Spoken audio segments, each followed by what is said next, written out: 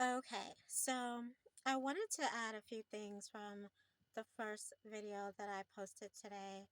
Um, what do you do or what happens when targeting and smear campaign, moves from just rumors, moves from, decorating or, destroying your character, moves from those rumors leaking into your job or your place of employment where you find yourself being written up for the smallest things or being terminated for things that don't uh, kind of constitute for reasons for why a person should really be terminated, and that it's just kind of been, planned or orchestrated.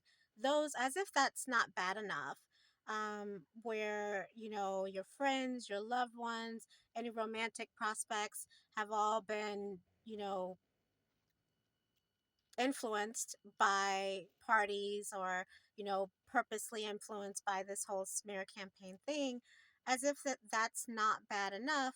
What happens when it goes from those type of things to becoming dangerous, where you find yourself um, being targeted in a way that could make you very ill or possibly in your life?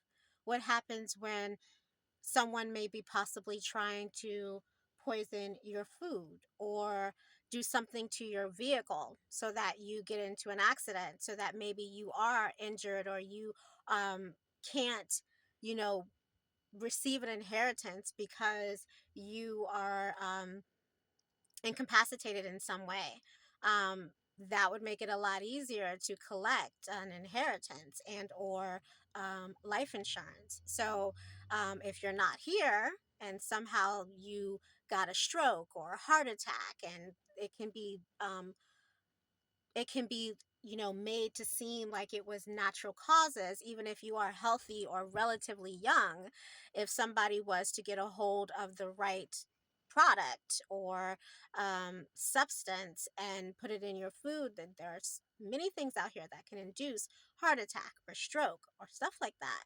So what happens when it becomes dangerous? And again, I am not the only person who've experienced these things. There are lots of documented cases where someone passed away mysteriously, and it was just put under, oh, they died mysteriously in their bathtub, or someone very young had a heart attack and it was natural causes. Because again, a lot of these things you cannot figure out or find out until someone's already dead. An autopsy says that this person died of a stroke or a heart attack, but you don't know why, and it's hard for them to know why. And even if they do know why, unfortunately the death has already occurred.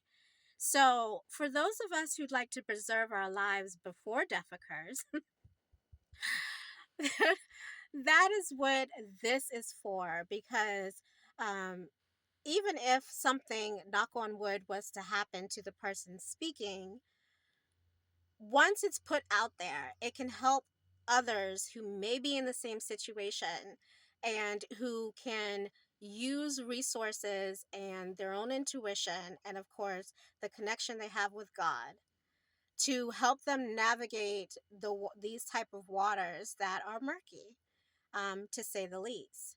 So, going forward, I will be speaking more on what can be done when going to proper authorities or not, or isn't, proves not to be the answer, or what can be done when you are left all alone and you only have yourself, or maybe you are in a situation where you're around people who may not have your best interests at heart, or worse, the people you are around are, trying to harm you in some way.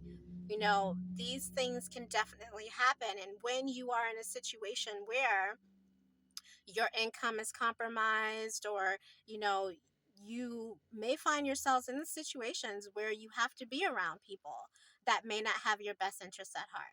Or again, worse, who are literally trying to harm you because maybe they've been offered some money, or they've been said, hey, there's a such and such, $3, $4, $5 million, life insurance policy laced with some inheritance, if you want a cut of that, why don't you just slip this in, someone's, I don't know, pizza sauce? So at the end of the day, these kind of things do happen. So going forward, I will be speaking on what can be done within self to help prepare yourself for these type of struggles as a targeted individual, and of course strengthening your relationship with God.